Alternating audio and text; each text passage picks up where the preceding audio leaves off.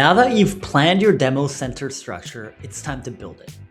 In this video, I'll walk you through exactly how to create demo centers in Supademo, including the features that make maintenance painless and setup that scales. Supademo offers three main approaches for building demo centers. The first is showcase collections. Showcases let you group multiple demos into a single branded experience. Think of it as a microsite for your demos. To create one, you want to navigate to showcases in your Supademo workspace. Then, add specific interactive demos and organize them into appropriate sections. You want to then customize the theme to match your brand and set your showcases to autoplay to the next demo if that's what you prefer. And finally, you can publish and share as a link or as an embed. Repeat this by duplicating showcases to create variations by product or use case before sharing them as a link or as an embed. The second option is to use multi-demo sharing links. For simpler use cases, you want to create a shareable folder link that includes multiple demos. While this is faster to set up, it is less customizable than showcases. To create one, you want to navigate to your Supademo workspace, create a new purpose-built folder. You want to then add Supademos to the folder, and you want to create a publicly shareable link. You can now go ahead and share this with prospects as well as customers.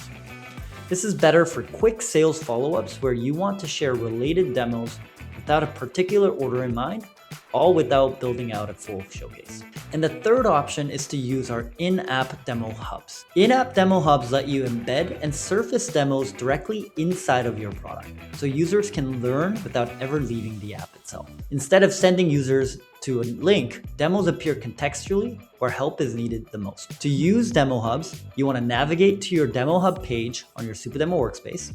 And two, create a new demo hub with custom design and styling. Then create categories for use cases or feature, and again, add individual Supademos to each of the sections. Install the widget then inside of your app, either as a floating launcher or as a custom trigger by looping in your developer, and you can surface them when a specific button or a tooltip is clicked inside of your product. This is better for product-led growth companies, for user onboarding, feature adoption, or reducing support dependency. Now, let's talk about maintaining your demo center. Demo centers are only valuable if they stay current. So here's how to keep them fresh.